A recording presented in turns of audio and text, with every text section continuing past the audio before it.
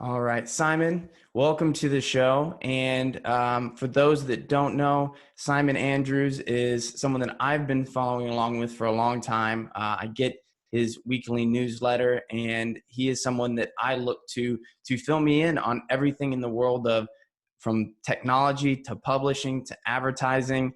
Simon, you've got quite the resume, and you sit in the middle of a lot of really interesting spaces. Could you tell our audience maybe a little bit more about yourself and how you found yourself in this position? Yeah, well, the first part is just I'm old, basically. We've been in advertising forever. I got into digital in the mid-90s. We started one of the first internet agencies building websites for people, doing online advertising, and did that right the way through to about 2008. I joined WPP, and I had a business card along with title, the Global Head of Digital Strategy. Um, but always been quite interested in looking at the world through the lens of advertising, but what's happening in the whole rest of the world from there. In 2009, started a business called Addictive around mobile. We had this idea mobile was going to change everything, and of course it has. And we now do consulting and a newsletter around this view that every aspect of business is being changed by the fact that everyone in the world who's economically important has now got a smartphone and spends their whole time on it from there. So that means you have to think about what's happening in the grocery shopping, as well as in new TV, etc. from there. So that sort of long background and a curiosity to find out how things work sort of gets me to here.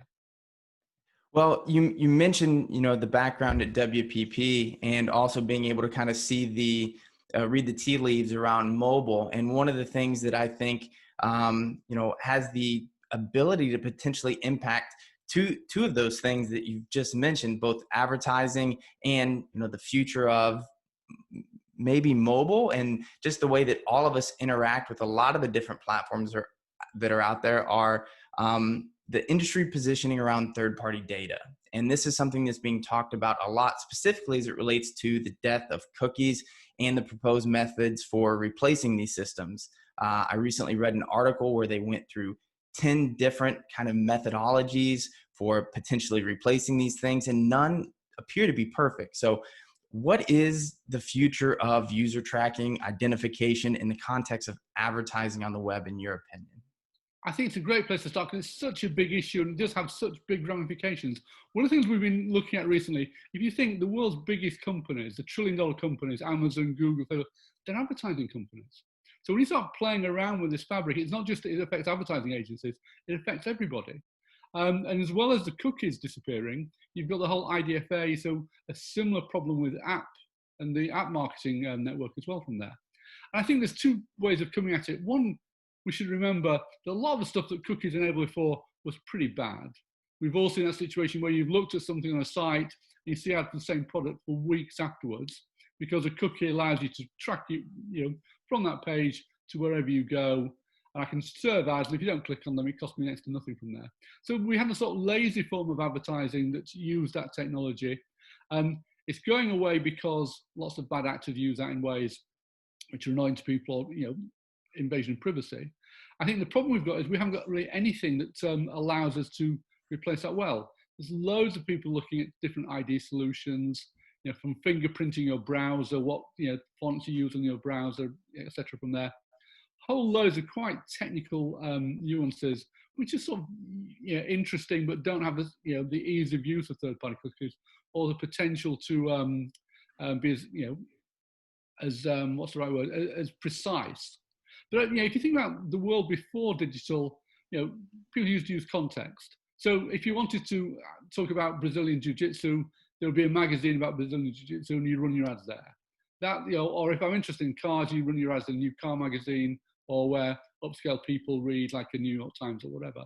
That logic sort of still makes lots of sense, but it's gone away because rather than paying the New York Times to reach Tyler, I can actually spot Tyler on the New York Times, pay once, put a cookie on him, then when he's Yahoo Mail or on eBay or whatever else, I can buy him really cheaply, but without any sort of contextual relevance to that.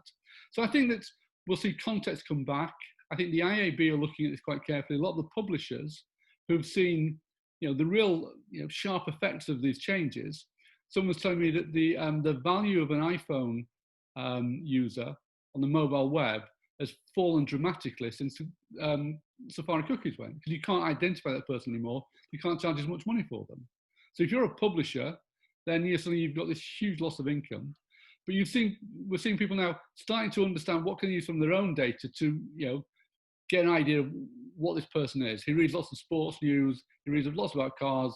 We think he's probably a man. You can start to get quite clever about understanding, using the first party data you've got to understand those.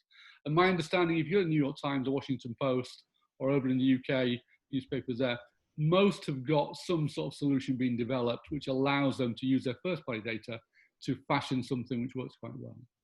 It's not as easy as going to Google and buying everything. And one of the things that I think you pointed out quite poignantly in your actually the newsletter that I read this morning was that Amazon, Google, Facebook, Apple, they all have, well, Apple kind of very much wanting to get more into this race potentially.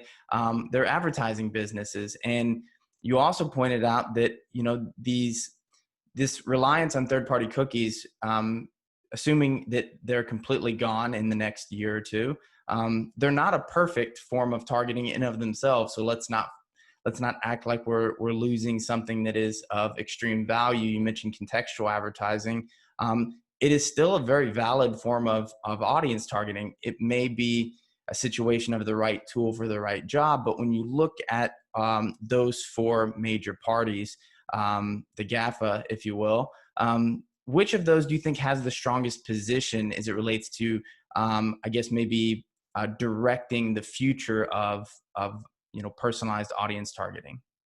Well, it's a good point you make. If you think about all those four companies, and Apple is in motion now, it's not quite clear what they're going to do, but they have the potential to play in this space.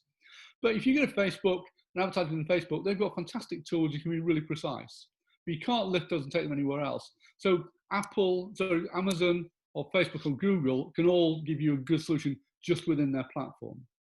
The one I think is really interesting is Amazon, just started advertising, maybe 2 or 3 years ago, growing at a hell of a pace. The Benedict Evans piece this week that, he thinks that analyzing all the public figures, Amazon probably makes more money from advertising than it makes from e-commerce, because its e-commerce revenues are wrapped around a whole lot of work, and Amazon is just basically advertising is just basically they'll put on an ad on the page who's running anyway from there. If you think about Amazon though, they've got lots of surface, they've got lots of people coming to their sites. They have the perfect business model because they sell stuff, and they have the perfect attribution because they can say, hey, we showed Tyler an ad on September the 8th for this, and guess what, on September 15th Tyler bought it. That is gold dust. And when you can advertise like that, knowing that someone bought it and it's certified the credit card transaction went through, why would you spend somewhere else? And the thing we've been watching Amazon really carefully, and the whole new TV space, there's lots of bickering going on between Apple and Amazon and Comcast and different people about, are they getting distribution through Amazon Fire and the devices there. Our understanding is both Amazon and Roku insist on taking a share of the advertising inventory from that service if they're going to carry it. So they'll take 20% and they'll sell that on behalf of the the network they're talking about, and obviously share that money back and take a cut. Now, if that starts to happen, so Amazon's getting lots of inventory across new TV, it has the best attribution model. You can say, here's Tyler, he watched that show on Netflix and he bought this, a month later. You can charge more money for that. So Amazon will just make more money for all their partners than anybody else will. And over time, why would you try and sell this yourself when Amazon? So it's a very long answer, but I think Amazon have the most potential because, they're relentless. They've already proven to grow the business really well. And there's a whole load of parts of that business that haven't really turned on yet.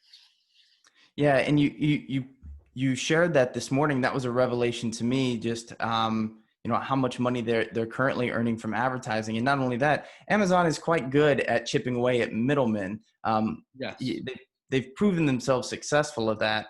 And they've done a really good job in many cases of acquiring businesses that fit right into their core businesses as a piece of that. And one of the things we've seen recently is in the ad space, we've seen a lot of acquisitions, more so over the past few years, but one of the bigger ones was AT&T acquiring Xandr. And Yeah.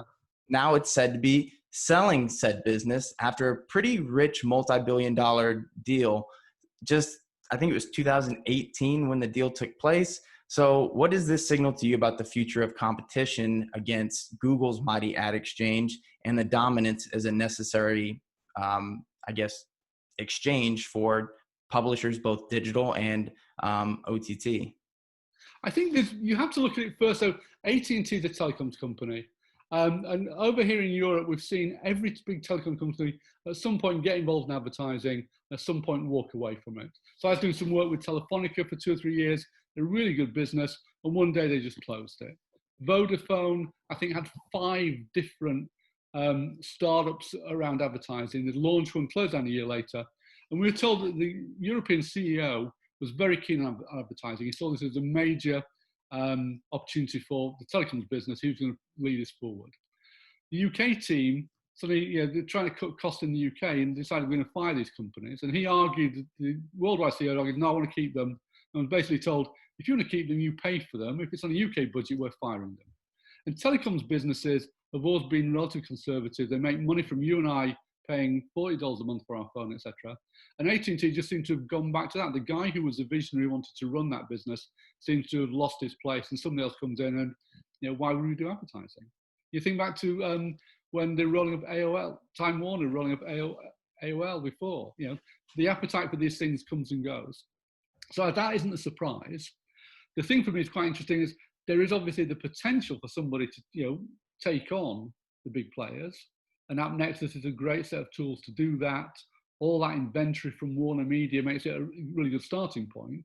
So there's still potential for someone to do that. I wonder who would buy that now, though. Yeah, that is sort of the question. And you mentioned, AppNexus. That's obviously the acquisition. And one of the things that I find curious about it is, AT&T wasn't necessarily the first name that popped into your mind whenever AppNexus was apparently up for sale or a target for acquisition for many businesses. Who would you consider maybe a dark horse to acquire this asset now that AT&T is said to be selling? If you had to take a small bet with a big high risk payoff at the end of it. It stumps me because, if you look, none of the big boys would want it because they're all well sorted.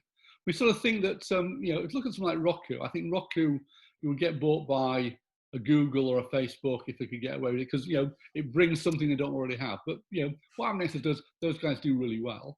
So you look at something like the Trade Desk or someone like that, but they do need to buy technology to grow their business. They're doing really well from there. So the other people I think is interesting is if you think about GAFA, occasionally you'll talk about Microsoft should be in there. And Microsoft blow hot and cold around what they're going to do. They've got Bing still. They've kept going with Bing. They're looking at TikTok. Why would you buy TikTok? Well, one of the things is an advertising business. So I wonder, would Microsoft at some point decide, okay, they'll get involved and want to play in that space? I can't think of anybody other than them, and I'm not that confident or excited about the idea of Microsoft playing. But I can't think of many other people who would want to do that. Yeah, the Trade Desk is an interesting one. That's one that I hadn't thought of before. So that's one for people to tuck away is an interesting one, as a party to watch, I think. But I imagine if you're the Trade Desk, you've rang every AppNexus customer saying, look, you should never go with us in the first place. Come over to us now. So they'll try and just steal the customers, when this uncertainty going on anyway, I guess. Yeah, that's true. That's a very interesting way of thinking about it, and something it's rather curious. But one of the things I also found very interesting you just mentioned was Roku, and the potential of someone like Google being a buyer if they could get away with it. And kind of sticking on that topic of Google, they may. The reason why they may have to really evaluate whether they could, quote unquote, get away with it is they may need to get on the other side of some antitrust legislation before they can even think about it. And multiple reports coming out at the end of last week, something that, earlier in July, we were already hearing some rumblings of this. Reports suggest that the U.S. Justice Department plans to file formal antitrust charges against Google. Some of this may be being pushed ahead of the election for political agendas, but nevertheless, they have been gathering briefs on Google's both search and ad business for a while. furthermore, the information disclosed so far appears to align well with essentially how dominant Google is in this ad business. I think many people, myself included, have criticized regulators in the past of not really understanding um, why someone like Google, specifically in their ad business, would be violating antitrust laws. And just for fun, what do you think is going to end up happening with all of this? You obviously are across the pond, as we say, where regulators have been aiming at Google for a while. Are they going to be able to skirt this? What's your boldest prediction in terms of what happens next? Let me do a bit of name dropping. I once met Eric Schmidt briefly in Europe about 10 years ago when I was at WPP. The meeting and sort of, a bunch of execs from, European ad agencies got to meet Eric Schmidt. Very interesting guy.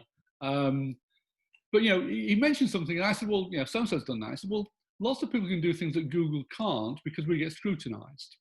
And we talked about regulation and his view was, we won't get regulated in the US because antitrust is, relatively clumsy. We won't get regulated in Asia. It's in Europe where we'll get regulated because, they've got a very efficient team in Brussels looking at those things. And as time goes on, you realize how right he was. That there's been a relentless drip of not anti-Google's, but Google being investigated for different things from there. And now it's been picked up in the States. There's an interesting theory going around, a couple of guys in London, a guy called Kieran O'Kane, who runs a thing called Ad Exchange, and I saw this on Twitter. So one thought is, if you're Google, you get fed up of this, you're constantly under this pressure from regulators, you're constantly told, we're in a world where you're too dominant. Then put aside the point you made earlier, the whole fabric of running ads is getting a lot harder. The cookies aren't going to go away. Google haven't announced what they're doing about third-party cookies. They've sort of said they're going to do a sandbox, they're looking at it, but they haven't made an announcement from there. So is there a theory that Google just say, we've got YouTube, we can do very well with that. We've got search, we can do very well with that. Why don't we just give up that other bit, which is full of fraud problems. It's going to be hard to make money from tracking. We just walk away from that and give that to somebody else. And then we've lost that, we aren't as dominant from there. We've protected on good businesses and got rid of something which is a bit messy. Because if you look at Google advertising, it tends to have, give you rubbish ads that pay you next to nothing. It's not a great business for many people apart from Google and bad actors who profit from fake sites and whatever from that. So I wonder whether they might walk away from that because they've got other things that they want to do. Is this a diversion for them or not? I don't know. Yeah, and that is one theory that's been bandied about. And when you specifically when you start breaking away, Google's ad server, formerly known as DoubleClick for publishers, now just simply known as Ad Manager on both DoubleClick for publishers and DoubleClick for advertisers is one thing. Google brilliantly rebranded everything as Google Ads, which doesn't confuse anyone, I'm sure. And I think that one of the things that's interesting about that is, as people have started to evaluate this, it appears that Google, if they were forced to give up that display side of the business, or at least the publishing side of the business, it may end up being good for them from the standpoint of they may not have to be a steward now and protect this form of the business, and they may actually be able to be a stronger steward on the other side in terms of the buy side, and that may make them ultimately more profitable. So it is something that's been talked about in terms of whether they would do that on their own or someone would force their hand, that it ultimately may make them a stronger business in general. I think everyone talked about breaking up, Google and Facebook and Amazon. That's a pretty natural split. You could do that quite well. So Google decided, okay, we're just going to IPO this as a separate business, a management buyout. We'll sell it to the team, whatever. We'll sell it to the publishers. You give them shares in it. You can find a way of making it look, really good. So New York Times, The Guardian, the Daily Mail, we're going to give you, your customers are, we're going to give you, some shares in this and float it as a separate business. And you go take technology and over and run it completely differently. I don't think these things are quite as fanciful as they might have sounded 2 years ago, because the whole fabric of the way the business works is changing. It's mature in terms of the money from the advertisers coming in. It's grown quite a lot from there. But the very fabric of tracking, etc., maybe you think, okay, let someone else deal with that. We'll do very well with search. We'll do very well with Google Shopping. We'll do very well with YouTube, and find other things to spend our money on. Yeah, I You know? think that's quite interesting. You know, we live in a time where a lot of things that we thought might not ever happen are starting to happen. 2 years ago, we wouldn't have predicted that any real antitrust legislation would be levied against these major four in the United States, and we probably wouldn't have predicted that there would be a global pandemic that would force people inside of their homes either. And I Yeah, think one of the things that we look at specific to the former parties is someone like Facebook. When you talk about, you know, legislators potentially aiming regulations against them. Facebook is someone that Australian legislators recently passed well, it wasn't specifically aimed at Facebook, more so Facebook and Google, but basically they want them to pay publishers to show news to Australian users. And Facebook has taken a stand against this legislation that would require outlets like Facebook to pay publishers to show these news articles or content on their platform. And Facebook claims they'll no longer allow Aussie users to view this news if this is passed. So many consider this a message to EU regulators. Australia is quite a bit smaller of a market to someone like yeah. Facebook. Australia's general population is smaller than the state of California in the United States. However, that precedent is probably very, very important to someone like Facebook. So in this era of big tech versus big government regulators, who has the most leverage in your opinion? Do you think that these tech companies have the ability to call the bluffs of regulators, and will they actually enact these things, or will they back down at the last minute? Well, I've been using this an old fairy tale about the golden goose, the goose that lays the golden eggs. And I think if you're a regulator, or if you're a government body anywhere in the world, and your tax base is, shrinking, you've got a recession, times are hard. Where do you get money from? Those tech companies are really attractive golden geese. You know, they've got loads of money. So in Europe, in the UK, it happened. I think in Europe as well, they imposed a 2% digital sales tax. So Amazon first of all said, okay, great, we're just adding it to our customers' bills. Google have done the same, Facebook not. So basically, you can add your tax and we're just going to pass it on to customers. So I think they've got a little bit, they can take no notice or flout these. But at some point, the governments have got power to extract very large amounts of money. And I think bit by bit, they're getting more confident about that. So you want to bet against the governments. I think the Australia thing, from what I understand, shows how bad it is to do it without some expertise there, because the various rules. So Google can't change how they decide what news items to the methodology for showing news item, but without giving 28 days notice. So you think about how much time with SEO and hacking and all the rest of it from there, you've got to have 28 days if you find there's a problem before you can change it. So there's lots of things that don't seem to make an awful lot of sense. The idea of paying Google to point to things or Facebook to point to things, just feels, well, if they point to your site or my site, should you get some money? Should we get some money? Their job is to serve up things that are appropriate. So I think that it looks like, I think the way they've done it is a mess. I think, but it is a precedent that will get followed, and hopefully people do it more smartly than that. I'm surprised that Facebook would be better saying to these publishers, when someone lands on that page, we'll help you monetize that page really well. Because if it's a Sydney Morning Herald, you click, you read there, okay, so I've got to pay you a few pennies for someone to get to there. But you've got an ad on there you're going to sell to somebody you can't identify because there's no cookies or no tracking. But Facebook know, hey, this is Tyler from California. Why don't we show him, an ad for someone he's interested in, and we can get really good revenue, and we can share that with Sydney Morning Herald. It feels like there's smarter ways of working together and getting money from these guys than there is of just trying to get that, money for clicks. And that does seem to be the core issue here, right? That we don't have all the parties affected at the table. You have sort of these regulators that seem to not be able to foresee some of the most common outcomes and fail to really mitigate against it in the way that they enact some of these laws, or I guess proposed laws. Here in the state of California, where I currently am, there was a bill passed that essentially would force Uber and Lyft to take all of their contract workers and basically identify them as full-time workers and provide them all the required state health benefits and things along those lines and taxes. And Uber and Lyft simply said, okay, well, we won't do business in California. We'll stop the ride sharing economy. And that would have put a lot of people out of work in Yeah. a year where a lot of people were relying on that for extra income and things along those lines. So at the last minute, when the the law had been challenged, the state government officials basically said, well, we'll just push this to a vote. And on November 3rd, Americans will vote on whether or not, or I guess Californians will vote on whether or not they want to keep that bill in place or not. But part of that challenge is similar to the one that we have with Facebook here in Australia, where we have basically the people most affected, whether it's the end users that are consuming news or the publishers that feel like they're not being paid a fair price for their content being shared on a platform.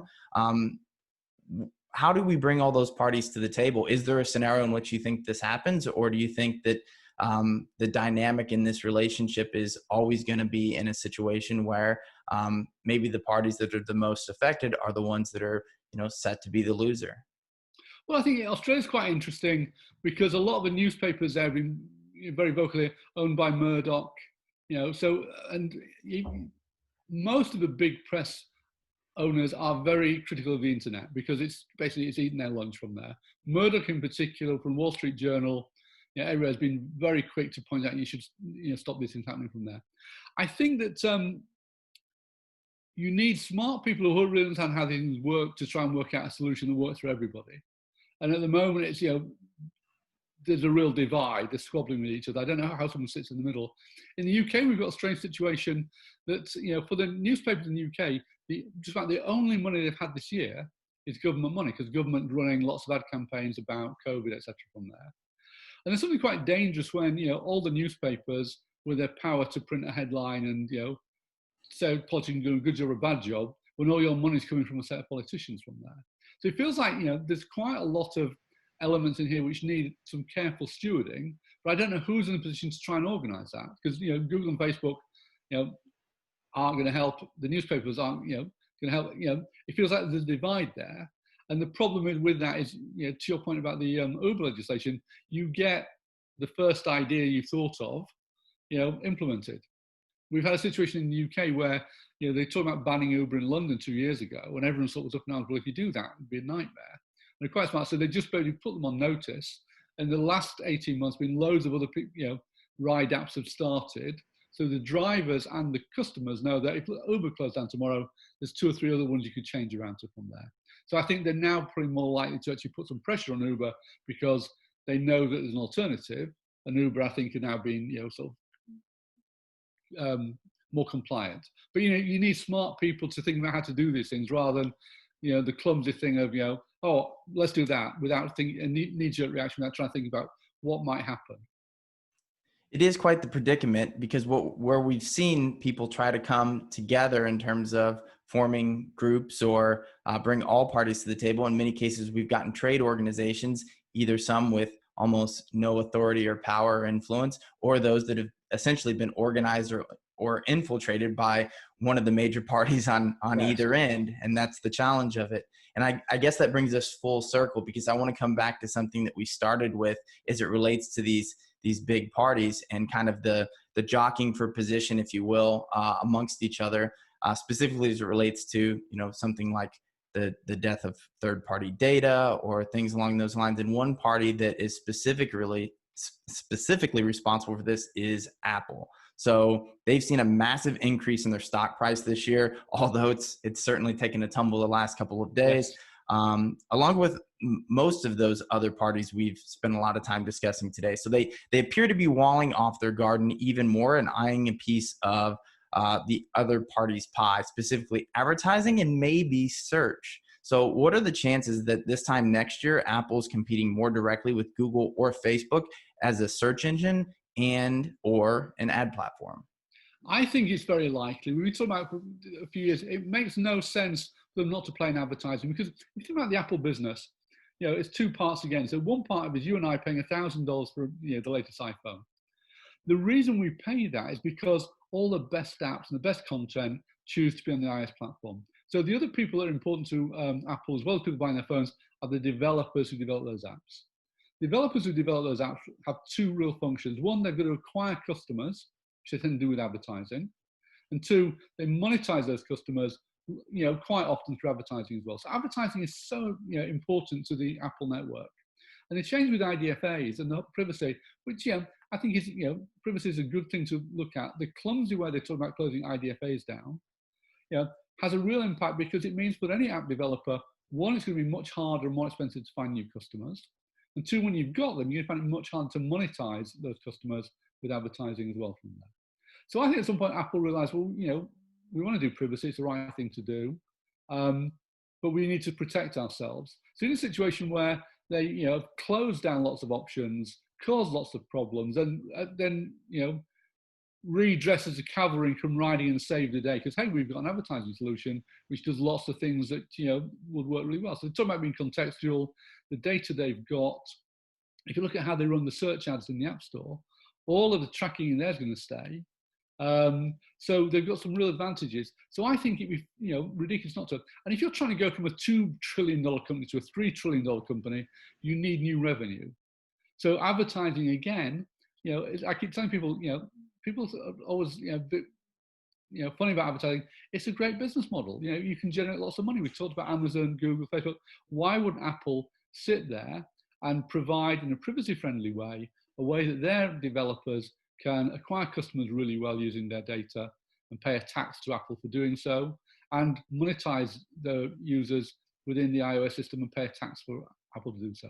It seems to make perfect sense to me, and everyone sort of wins from there. And also for Apple, what it does is take some of the steam away from Facebook and Google and Amazon, who do very well out of the iOS platform without Apple getting much benefit from that.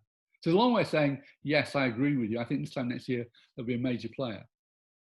It's very interesting because you bring up an eloquent point about why wouldn't they want to pursue some of these things. And I think recently you've seen them start to push the envelope on many of these items. And Epic Games is a very public organization now that is formed a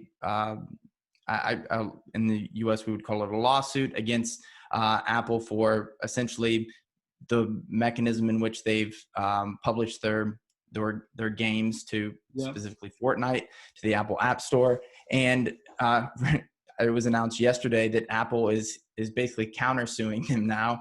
And you've got these major parties that are sort of warring with each other. Epic, obviously not as large as Apple, but still quite a major player. If you're a publisher right now, certainly, even if we look at some of the largest publishing conglomerates, most are not anywhere near the size of someone like Epic Games. How do you compete? How do you I guess put pressure on these parties in any way, shape, or form, given the power and the dominance that they seem to hold?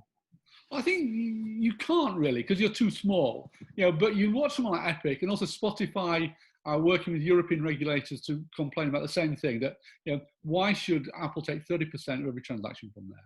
So if you're a publisher, you sit there and think, well, I can't find that, but I'm going to support those guys, all I can. So I think Spotify and the Epic sort of got good press coverage because it's in everyone's interest that model's broken down. And if you're Apple, you can't afford to make any more exceptions, because I think there's been the other exceptions they've made in the past, quietly. Epic have made it such a big thing that they have to try and win this, because if they go from 30% with Epic to 20% or 10%, they have to do that for everybody else. So that's a huge threat, which again comes back to our advertising point of view. Maybe to try and think some different business models, because the one we've got now might be a little bit precious. Because when you started out, I think the App Store is a good thing for everybody because it makes it very safe, it's very efficient, collects the money, whatever. But when you started the iPhone in 2000, the App Store was 2008, wasn't it? I think. The idea was taking a 30% tax. Well, that's quite reasonable. You look at the size of it now, and that is a huge amount of money. And it just feels greedy, I think. So I think if you're a publisher, you're sat there shouting, cheering on Spotify, cheering on Epic, and hoping they can actually get some concessions from these guys. Yeah, I agree with you. And I think that is certainly the case. And I think, the point about as things scale over time, things start to become more apparent in terms of just how, I guess, lucrative some of these businesses have become or can become. So that's the end of the questions that I have organized here. It's a fascinating set of topics. I could probably talk on all of these things with you all day.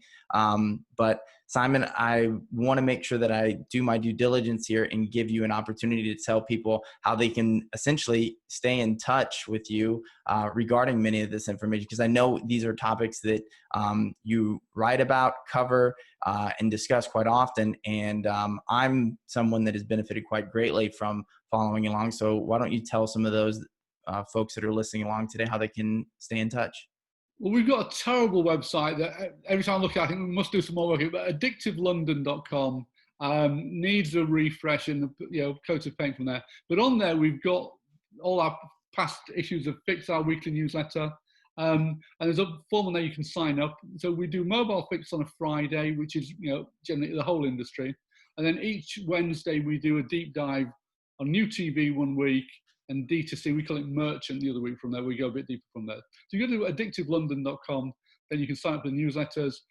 We do lots of consulting, help people understand what's happening, pattern recognition, try to work out what happens from there. So the newsletter is free, and people find it useful. And I hope that all your readers, listeners, and friends would find it useful as well. Awesome. Well, thank you so much again for joining us. I know that our audience, there's probably a lot of things to go back and dig into here. But I want to thank you once again, Simon Andrews, for joining us. Thank you, Charles. Great to talk with you. I appreciate the opportunity. And let's talk again. Awesome.